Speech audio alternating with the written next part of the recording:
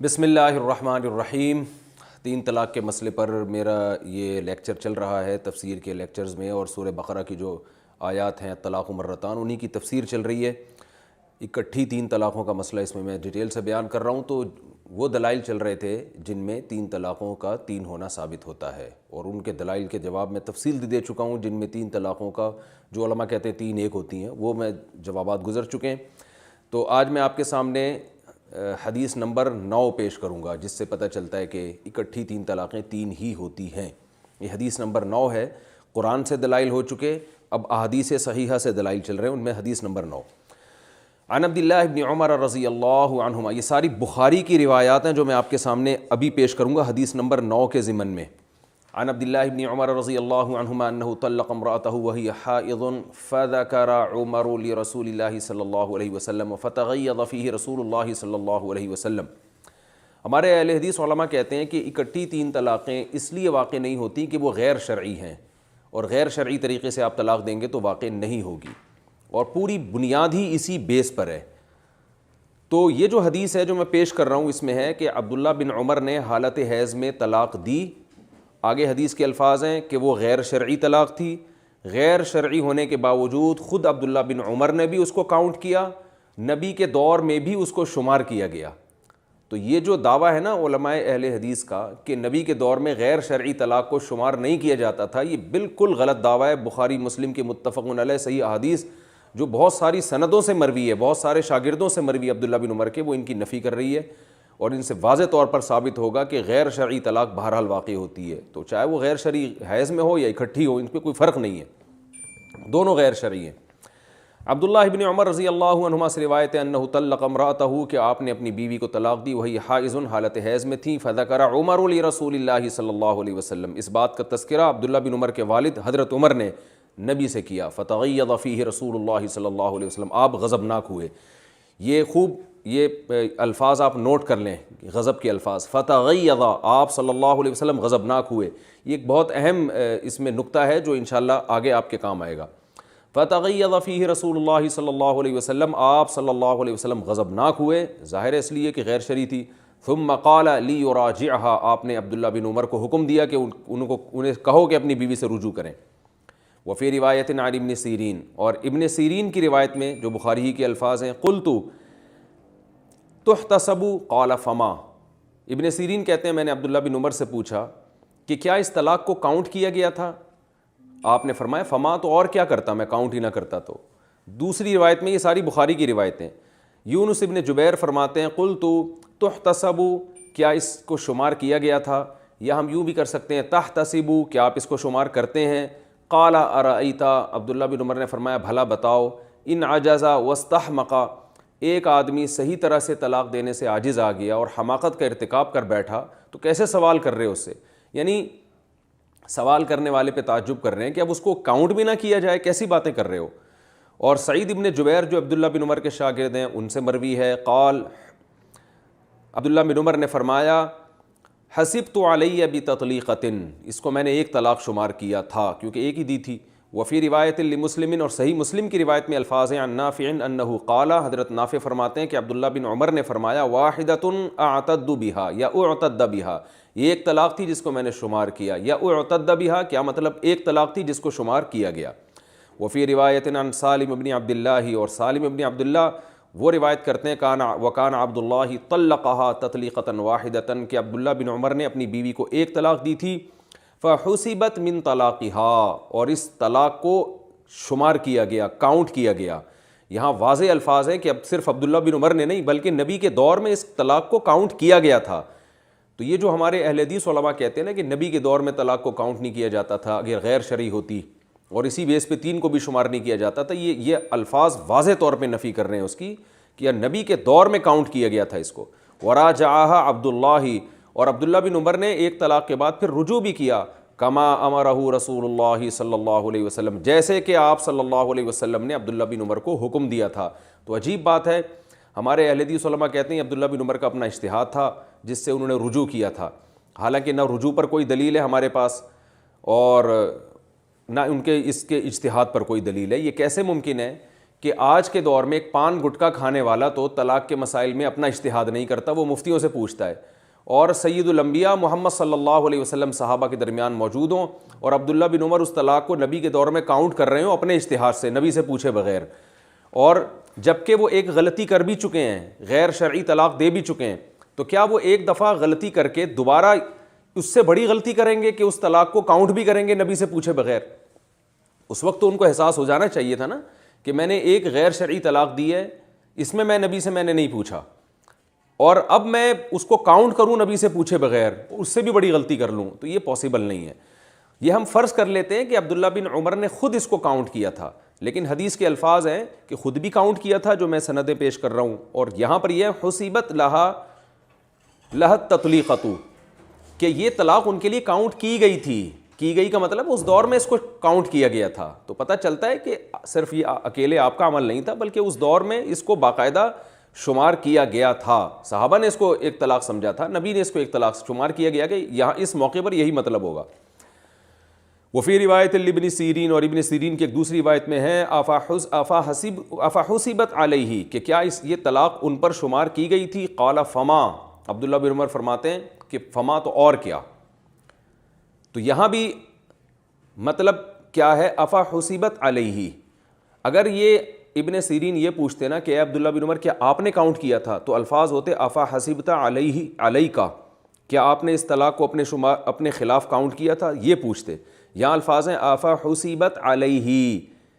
کہ عبداللہ بن عمر کے جس شخص نے، جس کی آپ بات کر رہے ہیں وہ اپنی ہی بات کر رہے ہیں،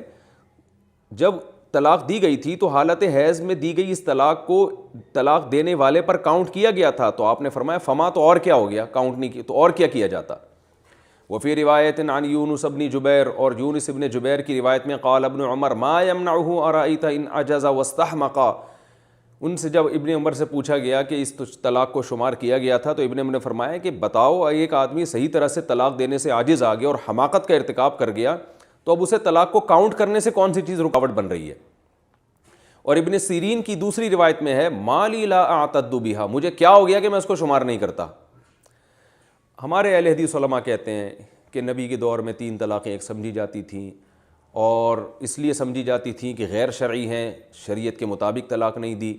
تو آپ بتاؤ، عبداللہ بن عمر تو تعجب سے کہہ رہے ہیں کہ اگر غیر شرعی طریقے سے کوئی طلاق دیتا ہے تو اس کو تو بطریق اولا کاؤنٹ کرنا چاہیے،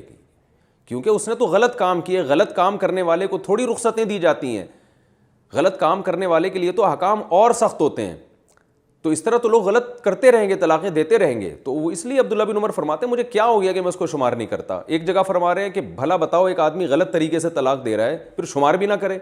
تو اس سے پتہ چلتا ہے کہ نبی کے دور میں، یعنی اس بخاری اور مسلم کی متفق علیہ صحیح احادیث سے صاف پتہ چلتا ہے ان الفاظ سے کہ نبی کے دور میں غیر شرعی طریقے سے اگر کوئی طلاق دیتا تو نہ صرف یہ کہ اس طلاق کو کاؤنٹ کیا جاتا، بلکہ کاؤنٹ نہ کرنے کے بارے میں جب سوال پوچھا جاتا تو اس سوال کرنے والے کو تعجب کی نگاہوں سے دیکھا جاتا تھا کہ بھلا یہ بھی کوئی پوچھنے کا سوال ہے۔ تو آپ بتاؤ اگر نبی کے دور میں غیر شرعی طلاق کاؤنٹ نہ ہوتی تو عبداللہ بن عمر کے جواب کا یہ انداز ہوتا کہ تمہیں کیا ہو گیا، کیسے سوالات پوچھ رہے ہو؟ بلکہ عبداللہ بن عمر تو یوں فرماتے کہ بھائی نبی کے دور میں تو ایسا ہی ہوتا تھا، کوئی بھی کاؤنٹ نہیں کرتا تھا، تو تم اب یہ کیوں پوچھ رہے ہو کہ کاؤنٹ کرتا تھا؟ تو کاؤنٹ جو کرے اس پر آپ یہ کہتے کہ تعجب کا اظہار کرتے، یعنی جو اس طلاق کو کاؤنٹ کرتا نا اس پر آپ تعجب کا اظہار کرتے کہ نبی کے دور میں تو کاؤنٹ کیا نہیں جاتا تھا، تم عجیب سوال کر رہے ہو، آپ کب کہاں سے کاؤنٹ کرنے لگے؟ لیکن عبداللہ بن عمر الٹا سوال کرنے والوں پر اعتراض کر رہے ہیں کہ جو یہ کہتے تھے کہ یہ کاؤنٹ کی گئی اس طلاق کو یا نہیں کیا گیا اس طلاق کو کاؤنٹ، تو اس پر اعتراض کر رہے ہیں کہ بھلا کیوں نہیں کیا جائے گا کاؤنٹ؟ تو اس سے دو ٹوک اور بالکل واضح طور پر دودھ کا دودھ پانی کا پانی ہو گیا ہے کہ بخاری مسلم کی یہ متفق علیہ صحیح احادیث اس بات پر واضح طور پر گواہ ہیں کہ رسول اللہ صلی اللہ علیہ وسلم کے دور میں اگر کوئی غلط طریقے سے طلاق دیتا، غیر شرعی طریقے سے طلاق دیتا، جیسے کہ اکٹھی 3 بھی غیر شرعی ہیں، تو نہ صرف یہ کہ اس کو کاؤنٹ کیا جاتا تھا، بلکہ جو اس کو کاؤنٹ نہیں کرتا تو اسے تعجب کی نگاہوں سے دیکھا جاتا تھا کہ جو کاؤنٹ نہ کرے اور اس کے بارے میں سوال پوچھے وہ اس کو بیوقوف سمجھا جاتا تھا، اور اس سے پوچھا جاتا تھا تم پاگل ہو گئے، کس قسم کے سوالات پوچھ رہے ہو تم؟ آپ دیکھ لیں عبداللہ بن عمر کا یہی انداز تھا بیان کرنے میں۔ تو یہ حدیث نمبر 9 میں نے آپ کے سامنے پیش کی ہے. اس کے بعد ہم چلتے ہیں حدیث نمبر 10 کی طرف.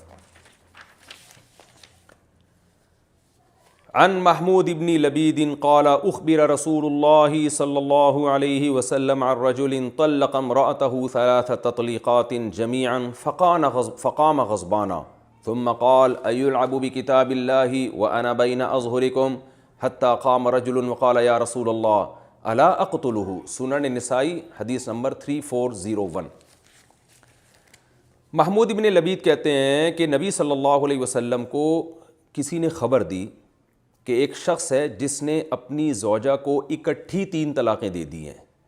اپنی زوجہ کو 3 تطلیقات 3 طلاقیں دی ہیں جمیعاً اکٹھی. فقام غضبانا، جب آپ کو یہ اطلاع ملی تو آپ غضبناک ہو کے کھڑے ہو گئے اور آپ نے فرمایا ایلعب بکتاب اللہ، کیا اللہ کی کتاب کے ساتھ کھیلا جاتا ہے؟ وانا بین اظہرکم، حالانکہ میں تمہارے درمیان ابھی موجود ہوں. حتی قام رجل، آپ پر غصے کی ایسی کیفیات تھیں کہ ایک شخص کھڑا ہوا وقال یا رسول اللہ، اور کہنے لگا یا رسول اللہ الا اقتلہ، کیا میں اس کو قتل نہ کر دوں جا کے. آپ دیکھیے اس حدیث میں ہے کہ ایک شخص نے اکٹھی 3 طلاقیں دی، آپ کو غصہ آیا. اس سے پہلے جو عبداللہ بن عمر کی حدیث تھی اس میں ہے کہ حالت حیض میں 1 طلاق دی، آپ صلی اللہ علیہ وسلم کو غصہ آیا. وہاں بھی میں نے الفاظ بتائے تھے، بخاری مسلم کی حدیث میں بھی غصے کا ہے اور سنن نسائی کی حدیث میں بھی غصے کا ہے. وہاں حالت حیض میں 1 طلاق تھی، یہاں اکٹھی 3 طلاقیں ہیں، وہ بھی غیر شرعی، یہ بھی غیر شرعی. لہذا وہاں بھی غصہ آنا بالکل بجا، یہاں بھی غصہ آنا بالکل بجا. لیکن یہاں نبی کو غصہ وہاں سے زیادہ آ رہا ہے، اس لیے کہ وہاں راوی یہ نہیں کہتے آپ غصے میں غضبناک ہو کے کھڑے ہو گئے. وجہ کیا تھی کہ وہاں تلافی کا امکان تھا، 1 طلاق ہے اور رجوع ہو سکتا تھا. یہاں جو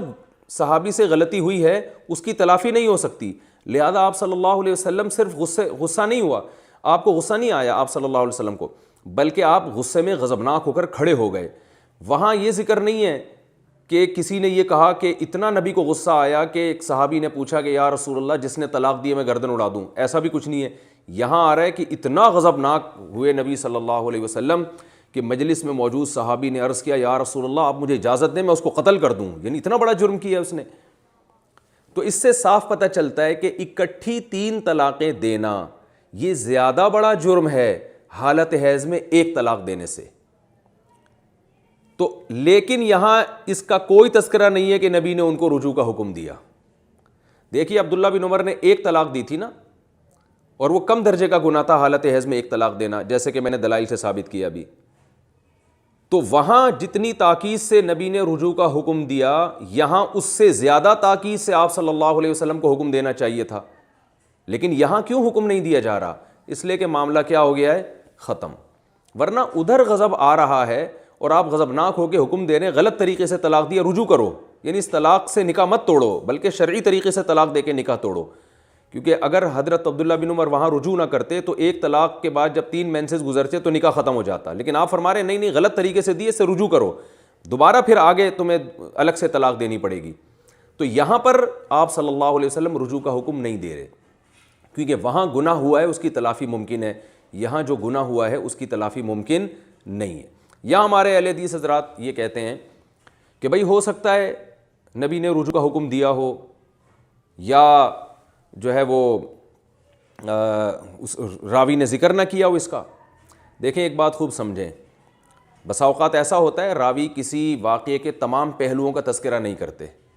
لیکن یہ اس وقت ہوتا ہے جب راوی پوری ڈیٹیل کو ترک کر دیتے ہیں، وہ ٹو دا پوائنٹ بات کرتے ہیں کہ 3 طلاقیں ہوئی تھیں نبی غضبناک ہوئے بس. لیکن راوی ایک پہلو کا تذکرہ کر رہے ہیں، یہ بھی تذکرہ کر رہے ہیں کہ نبی کو غصہ آیا، یہ بھی تذکرہ کر رہے ہیں، یعنی اس واقعے کے جو اہم پہلو ہے نا ان کے تمام پہلوؤں کا تذکرہ راوی کر رہے ہیں کہ نبی صلی اللہ علیہ وسلم کو غصہ آیا، نبی صلی اللہ علیہ وسلم کھڑے ہو گئے، اتنا غضبناک ہوئے کہ ایک شخص کہہ رہا ہے کہ آپ مجھے اجازت دیں کہ میں اس کو قتل کر دوں. تو آپ بتائیں یہ پہلو کا ذکر تو بڑے اہتمام سے ہو رہا ہے. اگر نبی نے رجوع کا حکم دیا ہوتا تو صحابی رسول اس پہلو کا ذکر اور زیادہ اہتمام سے کرتے، کیونکہ اس واقعے میں سب سے اہم پہلو یہ تھا کہ رجوع کا حکم دیا جا رہا ہے. تو یہ کیسی بات ہے کہ جو سب سے امپورٹنٹ پہلو تھا اس کو تو ترک کر دیا، اور جو کم درجے کی اہمیت والے جو اس وقت جو حالات تھے وہ صحابی رسول اس کو بیان کر رہے ہیں. تو یہ ہو نہیں سکتا. یا تو صحابی پوری تفصیل چھوڑتے, واقعہ کو اختصاراً ذکر کرتے, ہم کہتے ہیں بہت سے پہلو چھوڑ دیے, لیکن صحابی وہ جو بہت زیادہ اہم نہیں تھے پہلو, ان کا تو تذکرہ کر رہے ہیں, اور جو پہلو موسٹ امپورٹنٹ پہلو تھا,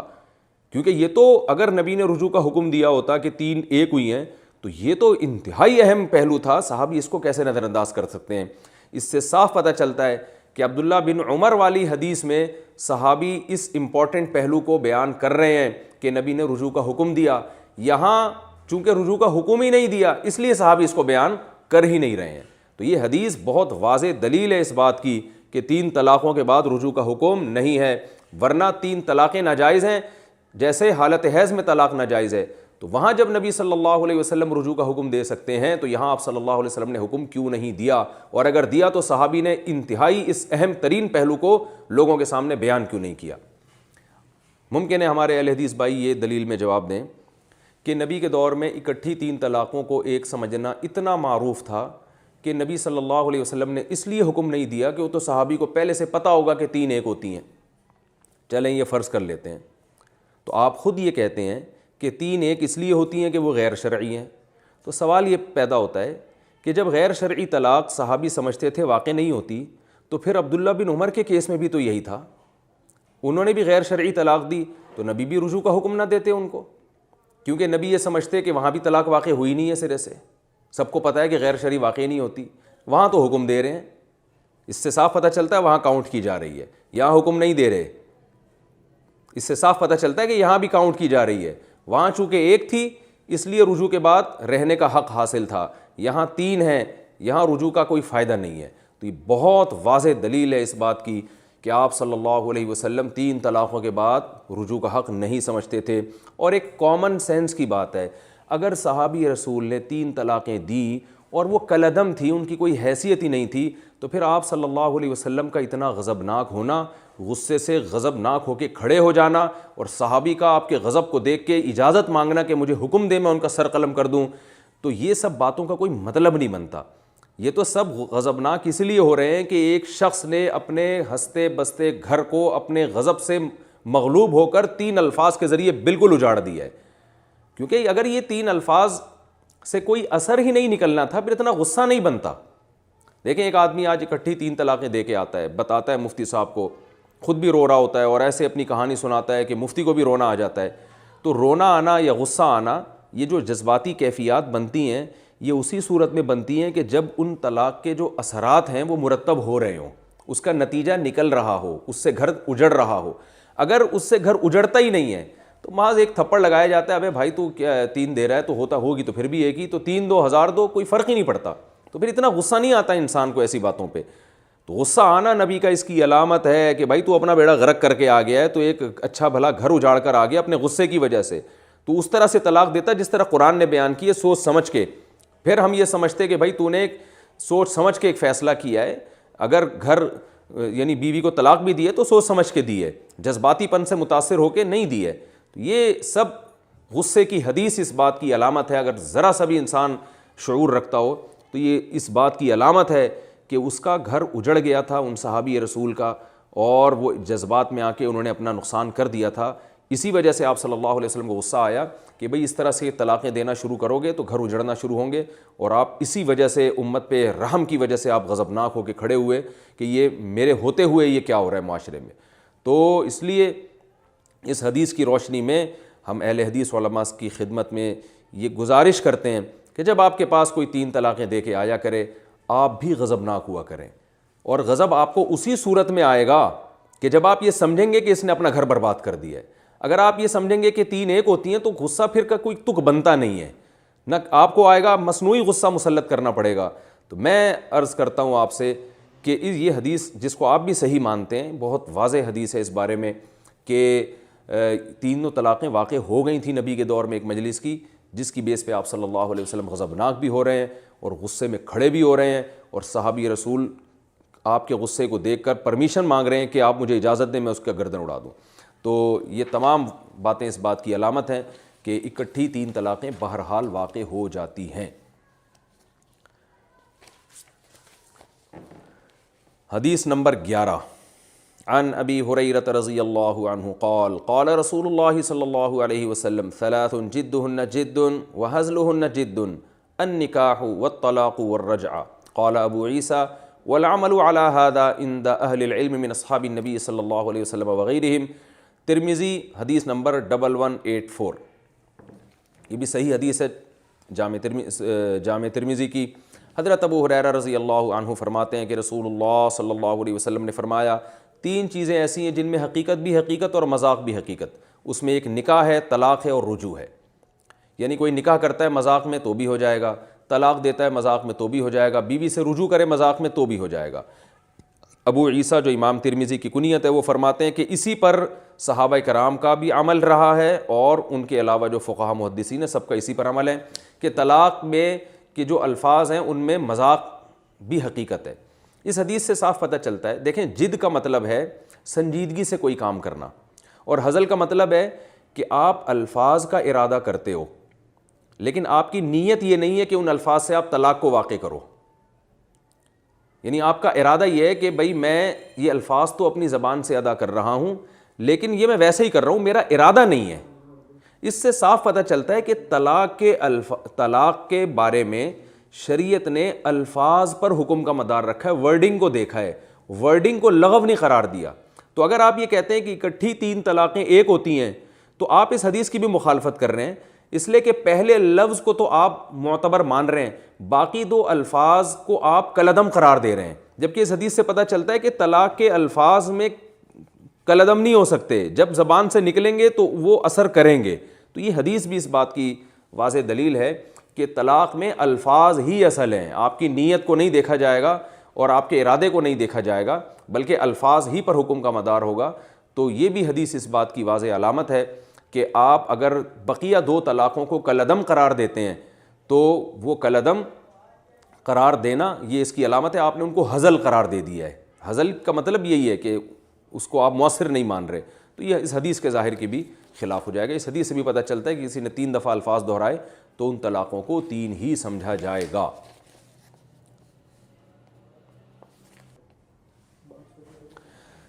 تو ہمارے بعض اہل حدیث کہتے ہیں، وہی میں اس کا جواب پہلے دے بھی چکا ہوں کہ نکاح جیسے شریعت کے مطابق کرو گے تو ہوگا، جیسے بغیر گواہوں کے کوئی نکاح کر لے تو نہیں ہوتا، اسی طرح طلاق بھی شریعت کے مطابق دو گے تو ہوگا. یہ بات اب بالکل میرا خیال ہے واضح ہو چکی ہے آپ کے سامنے. اس کی مثال ہے جیسے اس حدیث میں آتا ہے طلاق، نکاح اور رجوع، ان میں ہزل نہیں ہے. تو آپ بتائیں رجوع کے بارے میں تو قرآن کہتا ہے 2 گواہوں کی موجودگی میں رجوع کرو بیوی سے، لیکن پوری امت کا اجماع ہے، آپ بھی مانتے ہیں کہ گواہ نہیں بھی ہوں، کسی نے رجوع کر لیا تو رجوع ہو جائے گا. اور رہا مسئلہ کہ نکاح بغیر گواہوں کے نہیں ہوتا، تو اس کے بارے میں تو صحیح حدیث موجود ہے، لا نکاح الا بشہود، کہ نکاح گواہوں کے بغیر نہیں ہوتا. اور اس میں شریعت نے گواہوں کی شرط اس لیے لگا دی ہے کہ پھر نکاح اور زنا میں فرق ہی ختم ہو جائے گا نا. کوئی بھی گرل فرینڈ کو جا کے کہے گا آج سے تم میری بیوی ہو، چپکے سے کہے گا، وہ بھی کہے گا چلو میں بیوی ہوں، رکھا پھر چھوڑ دیا، تو ایک تماشا بن جائے گا. تو اس لیے اسلام نے نکاح کے بارے میں احکام کو سخت رکھا ہے. طلاق کے بارے میں ایسی کوئی حدیث نہیں ہے کہ طلاق بغیر گواہوں کی نہیں ہوتی. تو یہ جو میں نے اس بارے میں احادیث تھی آپ کے سامنے پیش کی ہیں، اور میں انشاءاللہ صحابہ کے فتاویٰ آپ کے سامنے پیش کروں گا. اور یہ خوب ذہن میں رکھیں کہ اس پر محدثین کا اجماع ہے. نخبۃ الفکر میں علامہ ابن حجر رحمہ اللہ تعالی نے نقل کیا، اور نخبۃ الفکر ایک ایسی کتاب ہے حدیث کی، اصول حدیث کی، جو تمام مکاتب فکر کے ہاں پڑھائی جاتی ہے، جو اہل حدیث علماء بھی پڑھتے ہیں، علماء عرب بھی پڑھتے ہیں، ساری دنیا میں اس کو ایک مقبولیت حاصل ہے. تو اور اس میں لکھا ہوا ہے کہ صحابی رسول اگر کوئی ایسا فتویٰ دیں، ایسا قول پیش کریں جو قول ایسا ہو کہ جس میں رائے کا دخل نہ ہو، تو وہ مستقل حدیث ہی کے حکم میں ہوتا ہے. یعنی اس کو باقاعدہ نبی کا قول ہی سمجھا جائے گا، یعنی یہ فرض کیا جائے گا کہ یہ نبی ہی نے فرمایا ہے، کیونکہ صحابی رسول اس میں اپنی طرف سے بات نہیں کر سکتے. مثال کے طور پر کسی صحابی نے کوئی ایسا فتویٰ دیا جس میں آپ یہ کہہ رہے ہیں کہ بھائی یہ ان کے پاس حدیث نہیں ہوگی اور انہوں نے اجتہاد کیا ہوگا اس بارے میں، تو اجتہاد کی بیس پر انہوں نے کوئی بات کی ہے، تو ہم کہہ سکتے ہیں بھائی ہو سکتا ہے یہ ان کی اپنی رائے ہو. لیکن اگر صحابی نے کوئی ایسی بات کی ہے جس میں رائے کا دخل ہی نہیں ہے، مثال کے طور پر کوئی صحابی یہ بیان کرتے ہیں کہ کوئی شخص یہ والی دعا پڑھے تو اس کو اتنی نیکیاں ملیں گی، تو علماء کہتے ہیں، محدثین کہتے ہیں کہ یہ صحابی کا قول حدیث مرفوع کے حکم میں ہے، یعنی یہ ایسے ہی ہے جیسے نبی نے فرمایا. کیونکہ کسی کام پر مخصوص نیکیاں ملنا یہ صحابی اپنی رائے سے نہیں کہہ سکتے، یہ تو وحی کے ذریعے ہی پتہ چلے گا نا، اور وحی نبی پہ نازل ہوتی تھی تو نبی ہی بتائیں گے تو صحابی آگے بتا سکتے ہیں، ورنہ یہ صحابی اس میں رائے چل نہیں سکتی اس میں۔ تو اسی طرح یاد رکھیں جو طلاق کے مسائل ہیں نا، کوئی طلاق دے کے آ رہا ہے تو صحابی اس کو کہہ رہے ہیں کہ بیوی حرام ہو گئی، تو یہ حلال و حرام کرنا بھی صحابی رسول کا اپنا فعل نہیں ہو سکتا۔ اس لیے طلاق سے متعلق صحابہ کے جتنے فتاویٰ ہمیں ملتے ہیں اس میں یہی، اس اصول کی بیس پر یہی سمجھا جائے گا کہ یہ نبی ہی کا قول ہے، یعنی حکمن، کیونکہ نبی سے سنے بغیر ایسا ہو نہیں سکتا، کیونکہ اس میں صحابی طلاق کے مسائل میں اجتہاد نہیں چلتا۔ مثال کے طور پر آج امت کے علماء اگر اجتہاد کریں کہ اگر کوئی 3 اکٹھی دیتا ہے تو ہم اس کو ایک بھی فرض نہیں کریں گے، تو یہ فرض کرنے کا علماء کو حق نہیں ہے، کیونکہ طلاق کے مسائل کا تعلق ہے بیوی کے حلال یا حرام ہونے سے، اور حلال و حرام کا اختیار اللہ نے نہ علماء کو دیا، نہ مجتہدین کو، نہ صحابہ کو، یہ تو اختیار اللہ نے اپنے پاس رکھا ہے۔ تو اور اسی وجہ سے اللہ نے ڈیٹیل سے ڈیورس کے، طلاق کے حکام بیان کیے۔ تو صحابہ کے طلاق سے متعلق جو فتاویٰ ہیں، تو ان جو صریح طلاق سے متعلق فتاویٰ ہیں، تو ان فتاویٰ کو یہی سمجھا جائے گا کہ نبی صلی اللہ علیہ وسلم کا قول ہے، کیونکہ محدثین کا اصول ہے کہ وہ صحابی کے اقوال یا وہ فتاویٰ جو غیر مدرک بالقیاس ہیں، یہ ٹرم استعمال کی جاتی ہے، تو ان کو حدیث مرفوع ہی سمجھا جاتا ہے، حکماً وہ مرفوع حدیث ہے، یعنی وہ نبی کا قول ہی سمجھا جائے گا، لہذا اس کو مستقل دلیل اور مستقل حدیث سمجھا جائے گا۔ تو اب میں آپ کے سامنے انشاءاللہ صحابہ کرام کے فتاویٰ پیش کروں گا کہ صحابہ کے سامنے جب کوئی اکٹھی 3 طلاقیں دے کے آیا کرتا تھا تو وہ کیا فتویٰ دیا کرتے تھے، اور میں نے آپ کے سامنے عرض کیا کہ یہ جتنے بھی فتاویٰ ہیں یہ حدیث مرفوع ہی کے حکم میں ہے، لہذا ان کو مستقل حدیث ہی کہا جائے گا، حدیث سمجھا جائے گا، اس کی ڈیٹیل میں آپ کو بیان کر چکا ہوں۔ اور یہ جو فتوے صحابہ کے میں آپ کے سامنے پیش کروں گا یہ حدیث کی بہت ساری کتابوں میں آپ کو ملیں گے، مصنف عبد الرزاق میں بھی، مصنف ابن ابی شیبہ میں بھی، سنن بہقی میں بھی، اور سنن ابی داؤد میں بھی، لیکن میں نے ان میں ایک ہی کتاب کا انتخاب کیا ہے حدیث نمبر پیش کرنے کے لیے، اور وہ ہے مصنف ابن ابی شیبہ، کیونکہ وہ صحابہ کے فتاویٰ اور آثار بہت اہتمام سے نقل کرتے ہیں، اور ابن ابی شیبہ رحمہ اللہ تعالی امام بخاری کے استاذ بھی ہیں،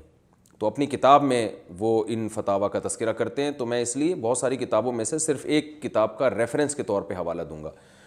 تو حدیث نمبر 12 ہے اور مصنف ابن ابی شیبہ کی روایت ہے یہ 17790، حدثنا ابو بکر قال حدثنا علی بن مسہر عن شقیق ابن عبد اللہ عن انس قال كان عمر رضی اللہ عنہ اذا اتي برجل قد طلق امرأته ثلاثا في مجلس اوجعه ضربا وفرق بینہما۔ حضرت عمر رضی اللہ عنہ سے مروی ہے کہ حضرت عمر رضی اللہ عنہ کے سامنے جب کوئی شخص 3 طلاقیں دے کے آتا تو آپ اس کو کوڑے مارتے اور اس بیوی کی اور اس کے درمیان جدائی کر ڈالتے۔ حدیث نمبر 17801 جو کہ حدیث نمبر 13 ہے، جس ترتیب سے ہم چل رہے ہیں، 13ویں حدیث، اور ابن ابی شیبہ کی 17801۔ حدثنا ابو بکر قال حدثنا وکیع عن سفیان عن سلمة بن کہیل عن زید بن وہب ان رجلا بطالا كان بالمدینة طلق امرأته ألفا فرجع إلى عمر فقال إنما كنت ألعب فعلى عمر رأسه بالدرة وفرق بينهما۔ زید بن وہب کہتے ہیں کہ ایک شخص مدینہ میں پہلوان تھا، اس نے اپنی بیوی کو 1000 طلاقیں دی، حضرت عمر کے پاس آیا اور کہنے لگا میں تو مذاق کر رہا تھا، کھیل رہا تھا۔ حضرت عمر نے اس کے سر پہ کوڑے مارے اور اس کی بیوی کے درمیان جدائی کر دی۔ حدیث نمبر 14 اور ریفرنس میں حدیث نمبر 17805، حدثنا ابو بکر قال حدثنا وکیع والفضل دکین عن جعفر بن برقان عن معاویة بن ابی یحییٰ قال جاء رجل الى عثمان فقال انی طلقت امرأتی 100 قال 3 تحرمها عليك و97 عدوان۔ ابو یحییٰ کہتے ہیں کہ ایک شخص حضرت عثمان رضی اللہ تعالیٰ عنہ کے پاس آئے جو خلیفہ راشد ہیں، اور کہنے لگا کہ میں نے اپنی بیوی کو 100 طلاقیں دی ہیں۔ حضرت عثمان نے فرمایا 3 سے تیری بیوی حرام ہو گئی ہے، باقی 97 طلاقیں وہ عدوان ہیں، حد سے تجاوز ہے۔ حدیث نمبر 15 اور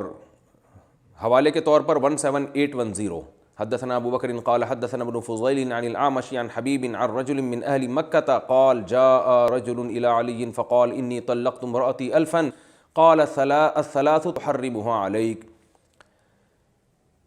حبیب اہل مکہ میں سے کسی شخص سے نقل کرتے ہیں کہ ایک شخص حضرت علی کے پاس آیا اور کہنے لگا میں نے اپنی بیوی کو 1000 طلاقیں دی ہیں، تو حضرت علی نے فرمایا کہ 3 سے تیری بیوی تجھ پر حرام ہو گئی ہے۔ اس کی سند میں ایک مجہول راوی ہے جو میں نے بہت محض تائید کے طور پر یہ حدیث پیش کر دی ہے، اس کی سند پر کلام ہو سکتا ہے۔ حدیث نمبر 16 اور 17805، حدثنا ابو بکر حدثنا وکیع والفضل بن دکین عن جعفر بن برقان قال عن معاویہ بن ابی یحییٰ قال جاء رجل الى عثمان فقال انی طلقت امرأتی 100 قال 3 تحرمها عليك و97 عدوان وفی روایت واقسم سائرهن بین اہلک۔ یہ بھی وہی حدیث ہے جو حضرت عثمان سے منقول ہے، اس میں مزید ان الفاظ کا اضافہ ہے کہ حضرت عثمان نے 3 طلاق دینے والے کو فرمایا کہ 3 جو 100 تو نے دی ہیں تو 3 سے تو بیوی حرام ہو گئی، باقی 97 جا اپنی دوسری بیویوں پہ تقسیم کر دے۔ 17798 حدیث نمبر 16 حدثنا ابو بکر قال اخبرنا ابو معاویہ عن الاعمش عن ابراہیم عن علقمۃ عن عبد اللہ بن مسعود رضی اللہ عنہ قال اتاه رجل فقال انی طلقت امرأتی 99 مرة قال فما قالوا لك قال قالوا قد حرمت عليك قال فقال عبد الله لقد ارادوا ان يبقوا عليك بانت منك بثلاث وسائرهن عدوان۔ یہ بہت امپورٹنٹ حدیث ہے، اس کو خوب اچھی طرح سمجھیں۔ ابراہیم علقمہ سے اور وہ عبداللہ ابن مسعود رضی اللہ تعالیٰ عنہ سے روایت کرتے ہیں کہ ایک شخص آپ کے پاس آیا اور کہنے لگا کہ میں نے اپنی بیوی کو 99 مرتبہ طلاق دی ہے۔ تو حضرت عبداللہ بن مسعود نے فرمایا کہ تم پہلے مجھے یہ بتاؤ کہ دوسروں کے پاس جو تم گئے تو انہوں نے اس بارے میں کیا فتویٰ دیا؟ تو وہ فرمانے لگے کہ انہوں نے فتویٰ دیا ہے کہ تمہاری بیوی تم پر حرام ہو گئی ہے۔ تو عبداللہ بن مسعود فرماتے ہیں کہ انہوں نے نرم فتویٰ دیا، ایسا لگ رہا ہے کہ وہ تمہاری بیوی کو باقی رکھنا چاہتے ہیں۔ بات یہ ہے کہ 3 طلاقوں سے بیوی حرام ہو گئی ہے اور باقی جو طلاقیں تم نے دی ہیں نا وہ قیامت کے دن وبال کا ذریعہ بنیں گی۔ اس سے آپ اندازہ لگائیں کہ عبداللہ بن مسعود کے علاوہ بھی وہ شخص جن جن کے پاس گیا، ظاہر ہے وہ صحابہ ہی تھے جو فتویٰ دیتے تھے، سب کے سب نے یہ کہا ہے کہ 3 ہو گئی ہیں۔ عبداللہ بن مسعود رضی اللہ تعالیٰ عنہ نے فرمایا کہ یہ بہت ہلکا انہوں نے فتویٰ دیا ہے، صرف اتنا کافی نہیں تھا کہ یہ کہہ دیتے 3 طلاقیں ہوئی ہیں، بلکہ ان کو چاہیے تھا یہ بھی کہتے کہ 3 سے بیوی حرام بھی ہو گئی ہے اور باقی طلاقوں کا قیامت کے دن حساب دینا پڑے گا۔ تو اس سے صاف پتہ چلتا ہے کہ صحابہ کرام کے دور میں 3 کو 3 سمجھا جاتا تھا، کہ جو عبداللہ بن مسعود سے فتویٰ لینے آ رہا ہے وہ جس کے پاس بھی جا رہا ہے وہ سب یہی فتویٰ دے رہے ہیں کہ حرام ہو گئی ہے بیوی۔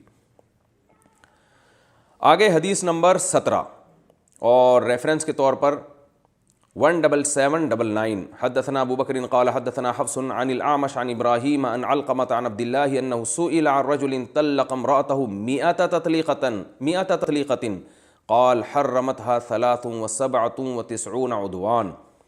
اعمش ابراہیم سے، وہ علقمہ سے، وہ عبداللہ بن مسعود سے روایت کرتے ہیں کہ ایک شخص نے اپنی بیوی کو 100 طلاقیں دیں، تو حضرت عبداللہ بن مسعود نے فرمایا کہ 3 طلاقوں سے بیوی حرام ہو گئی ہے اور باقی جو 97 طلاقیں ہیں وہ حد سے تجاوز ہے، وہ اس کا بھی حساب دینا پڑے گا قیامت کے دن۔ حدیث نمبر 18 17811 حدثنا ابو بکر قال حدثنا محمد بن فضیل عن عاصم عن ابن سیرین عن علقمہ عن عبد اللہ بن مسعود قال اتاه رجل فقال انه كان بيني وبين امرأتي كلام فطلقتها عدد النجوم قال تكلمت بالطلاق قال نعم قال عبد الله قد بين الله الطلاق فمن أخذته فمن طلق كما أمره الله فقد تبين له ومن لبس على نفسه جعلنا به لبسه لا تلبسوا على أنفسكم ونتحمله عنكم هو كما تقولون۔ حضرت علقمہ فرماتے ہیں کہ عبداللہ بن مسعود رضی اللہ تعالیٰ عنہ کے پاس ایک شخص آیا اور کہنے لگا کہ میرے اور میری بیوی کے درمیان ایک جھگڑا ہوا، تو میں نے اسے کہا کہ ستاروں کے برابر طلاق۔ عبداللہ بن مسعود نے فرمایا کیا تم نے طلاق کا لفظ استعمال کیا تھا؟ انہوں نے فرمایا ہاں۔ عبداللہ بن مسعود نے فرمایا کہ اللہ نے طلاق کا طریقہ جو بیان کیا ہے قرآن مجید میں وہ تو واضح ہے، تو تم نے یہ طریقہ کہاں سے نکالا؟ عمن اخذتہ۔ پھر آگے عبداللہ بن مسعود نے فرمایا جو اللہ کے بتائے ہوئے طریقے کے مطابق طلاق دے گا وہ تو اللہ نے بتا دی ہے طریقہ، اور جو اپنے اوپر معاملے کو مشتبہ کرے گا یعنی گول مول لفظوں سے طلاق دے گا تو ہم اس کی بات کو اسی پر لوٹائیں گے۔ پھر فرمایا کہ اپنے آپ کو خود کنفیوژن میں مت ڈالو کہ تم طلاقیں دے کر آؤ اور پھر ہم تمہارا بوجھ اپنے اوپر اٹھائیں، ہوا کما تقولون، جو الفاظ تم نے جیسے استعمال کیے وہی ہم فتویٰ دے رہے ہیں، یعنی اسی کے حساب سے، کیونکہ طلاق کے الفاظ استعمال کیے تو طلاق ہو گئی ہے۔ یعنی ان کا مطلب یہ تھا کہ اب 1 طلاق دیتے یا 2 طلاق دیتے یا 3 طلاق دیتے پھر تو واضح ہے 3 طلاقیں، لیکن عدد نجوم سے تمہاری کیا مراد ہے کہ ستارے جتنے دنیا میں ہیں تو اتنی طلاقیں مراد ہیں یا 1 طلاق ہے لیکن تم تاکید کے لیے بتا رہے ہو کہ تاکید کے لیے ستاروں کا عدد شامل کر رہے ہو،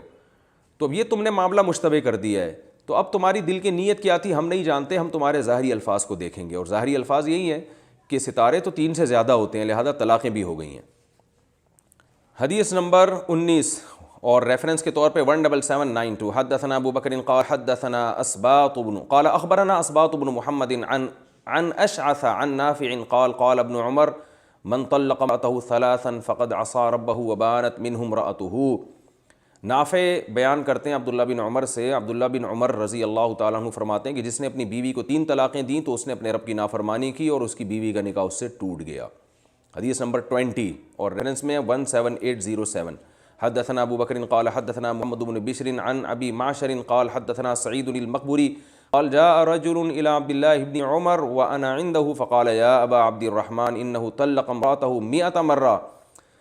قال بانت منك بثلاث و97 يحاسبك الله بها يوم القيامة. سعید المقبری کہتے ہیں کہ ایک شخص حضرت عبداللہ بن عمر کے پاس آیا اور میں آپ کے پاس بیٹھا ہوا تھا اور کہنے لگا اے ابو عبد الرحمن، یہ حضرت عبداللہ بن عمر کی کنیت ہے، کہنے لگا کہ میں نے اپنی بیوی کو 100 طلاقیں دی ہیں. تو عبداللہ بن عمر نے فرمایا کہ 3 طلاقوں سے بیوی کا نکاح ٹوٹ گیا ہے اور باقی 97 قیامت کے دن اللہ تم سے اس کا حساب لے گا. حدیث نمبر 21 17803 حدثنا ابو بکر قال حدثنا عباد بن العوام عن هارون بن عنترة عن ابيه قال كنت جالسا عند ابن عباس فأتاه رجل فقال يا ابن عباس إنه طلق امرأته 100 مرة وإنما قلتها مرة واحدة فتبين مني بثلاث أم هي واحدة فقال بانت بثلاث وعليك وزر 97. ایک شخص عبداللہ بن عباس کے پاس آیا اور کہنے لگا میں نے اپنی بیوی کو 100 طلاقیں دی اور میں نے ایک ہی مرتبہ میں دی ہیں، یعنی یوں کہا ہے کہ بیوی کو 100 طلاق، تو کیا 3 طلاقیں واقع ہو گئی ہیں یا صرف ایک طلاق ہوئی ہے؟ تو عبداللہ بن عباس نے فرمایا 3 طلاقوں سے تیری بیوی تجھ سے جدا ہو گئی ہے اور باقی 97 کا گناہ الگ رہا ہے.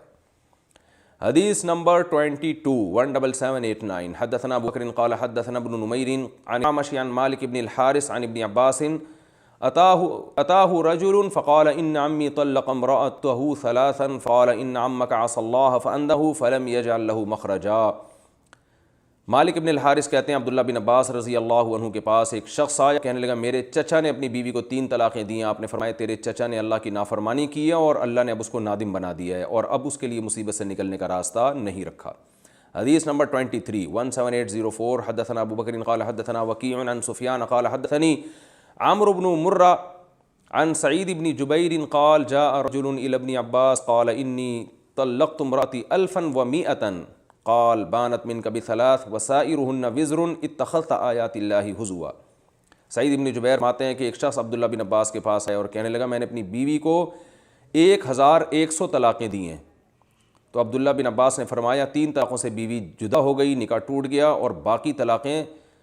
تمہارے اوپر گناہ ہیں اور تم نے اللہ کی آیات کو مذاق بنایا ہے. حدیث نمبر 24 17813 حدثنا ابو بکر قال حدثنا اسماعیل بن ابراہیم عن ایوب عن عمرو سئل ابن عباس عن رجل طلق امرأته عدد النجوم فقال يكفيه من ذلك رأس الجزاء. ایوب عمر سے اور روایت کرتے ہیں کہ عبداللہ بن عباس سے اس شخص کے بارے میں پوچھا گیا جس نے اپنی بیوی کو ستاروں کے عدد کی طرح طلاق دی، یعنی یوں کہا کہ تجھے ستاروں کی مانند طلاق. تو عبداللہ بن عباس نے فرمایا کہ بیوی کو حرام کرنے کے لیے رأس الجوزا کافی تھا، یعنی صرف جوزا کے رأس سے تشبیہ دے دی جاتی تو بھی 3 طلاقیں واقع ہو جاتی. حدیث نمبر 25 17788 حدثنا ابو بکر قال حدثنا سهل بن يوسف عن حمید عن واقع بن صحبان قال سئل عمران بن حسین عن رجل طلق امرأته 3 في مجلس قال أثم بربه وحرمت عليه امرأته. واقع ابن صحبان کہتے ہیں کہ حضرت عمران ابن حسین رضی اللہ عنہ سے پوچھا گیا اس شخص کے بارے میں جس نے اپنی بیوی کو ایک ہی مجلس میں 3 طلاقیں دی ہوں. تو حضرت عمران ابن حسین رضی اللہ عنہ نے فرمایا کہ اس نے اپنے رب کی نافرمانی کی اور اس کی بیوی اس پر حرام ہو گئی. حدیث نمبر 26 17806 حدثنا ابو بکر قال حدثنا غندر عن شعبة عن طارق عن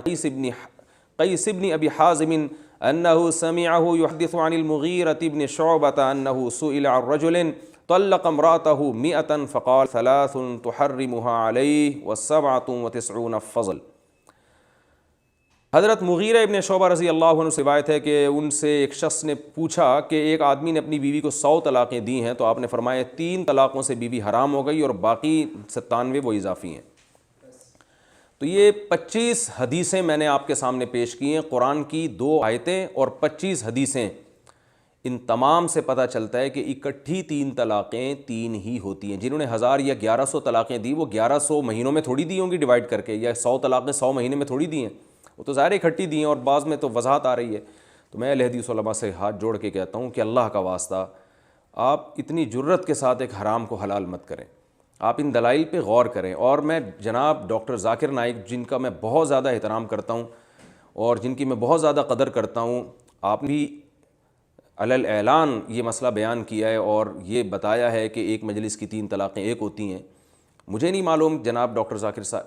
نائک صاحب نے اس مسئلے سے رجوع کیا یا نہیں کیا, لیکن آپ یہ ان تمام فتاویٰ کو دیکھ کر میں سمجھتا ہوں کہ جناب ڈاکٹر ذاکر نائک صاحب اگر ان تک میری یہ ویڈیو پہنچے گی اور وہ یہ سنیں گے تو مجھے بہت زیادہ امید ہے کہ انشاءاللہ وہ رجوع کریں گے.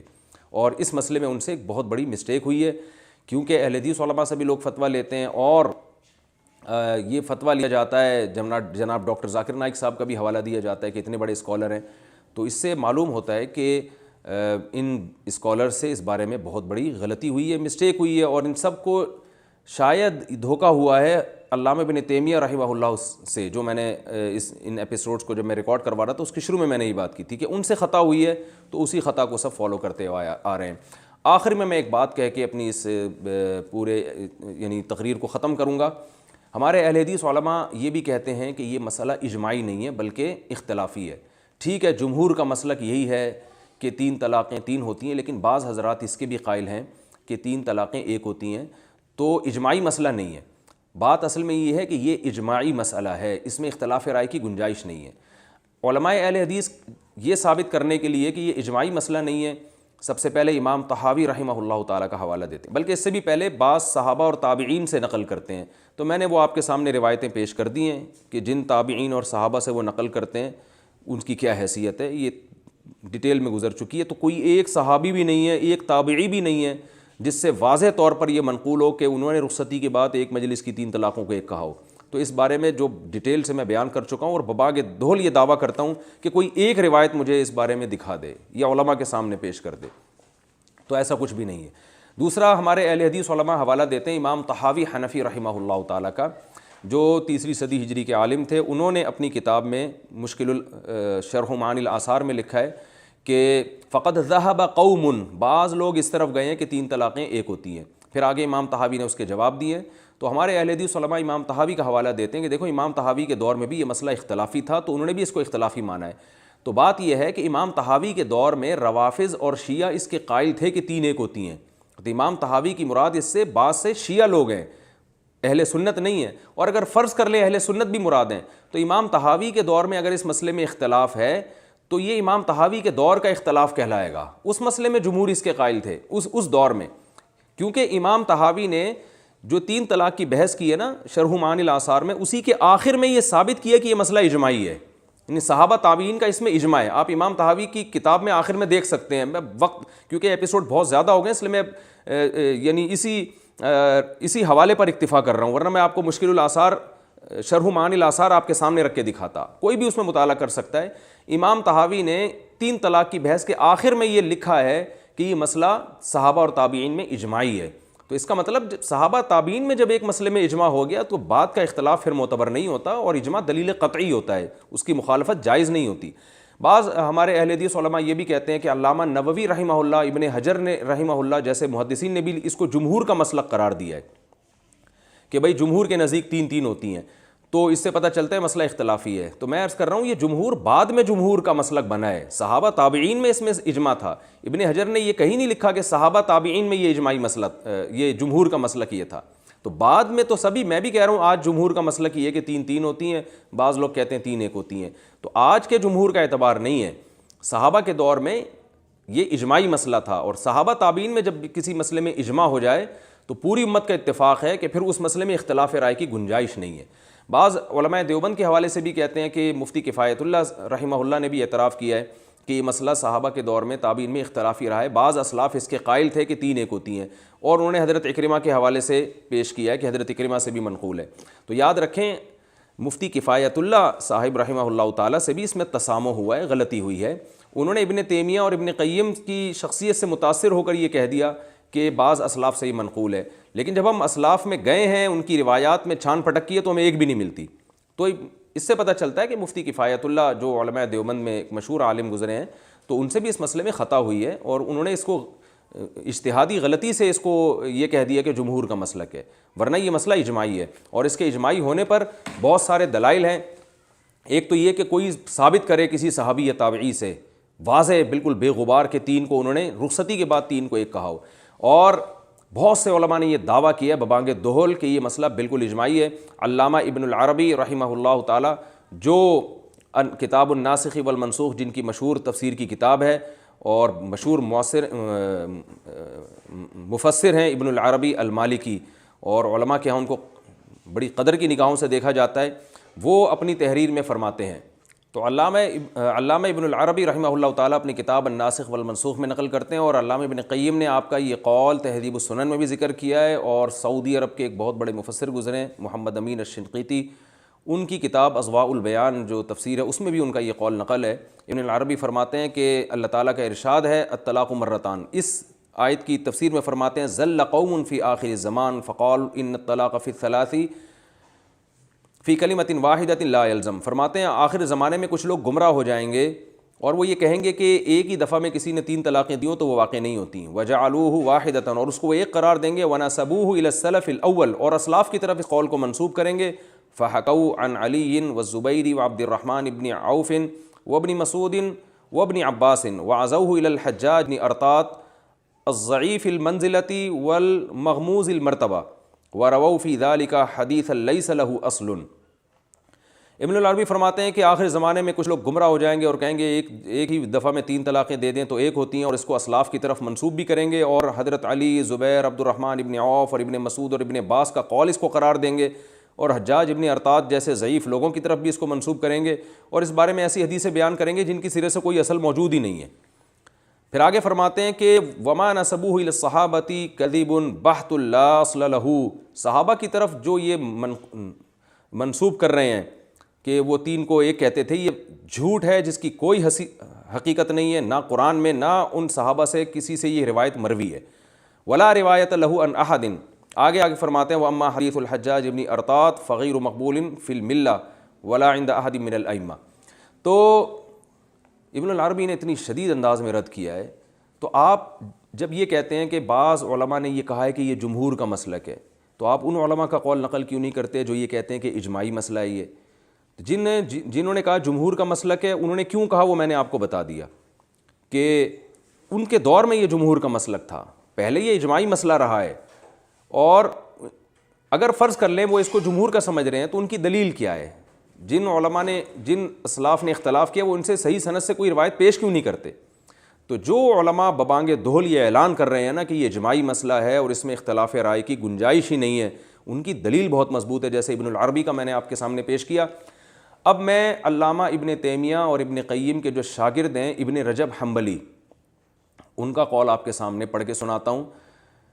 وہ بھی پہلے تین طلاق کو ایک کہتے تھے، اس کے بعد انہوں نے اس مسئلے سے رجوع کیا اور اپنے دونوں استاذوں سے رجوع کیا، کے قول سے رجوع کیا، اور ببانگ دہل یہ اعلان کیا کہ یہ مسئلہ اجماعی ہے، اس میں اختلاف رائے کی گنجائش نہیں ہے۔ وَاعْلَمْ أَنَّهُ لَمْ يَثْبُتْ عَنْ أَحَدٍ مِّنَ الصَّحَابَةِ وَلَا مِنَ التَّابِعِينَ وَلَا مِنْ أَئِمَّةِ السَّلَفِ الْمُعْتَدِّ بِقَوْلِهِمْ فِي الْفَتَاوَى فِي الْحَلَالِ وَالْحَرَامِ شَيْءٌ صَرِيحٌ أَنَّ الطَّلَاقَ الثَّلَاثَ بَعْدَ الدُّخُولِ يُحْسَبُ وَاحِدَةً إِذَا سَبَقَ بِلَفْظٍ وَاحِدٍ۔ یہ عبارت آپ ابن رجب حنبلی کی تلاش کر سکتے ہیں۔ وہ فرماتے ہیں کہ یقین کر لو کہ کسی ایک صحابی یا تابعین سے بھی یہ منقول نہیں ہے، اور نہ ائمہ مجتہدین میں سے کسی ایک سے بھی یہ کسی صحیح سند کے ساتھ واضح طور پر منقول ہے کہ کسی نے رخصتی کے بعد بیوی کو تین طلاقیں دے دیں ایک ہی لفظ میں تو وہ ایک شمار ہوں گی۔ تو انہوں نے بھی فرمایا کہ یہ مسئلہ اجماعی ہے،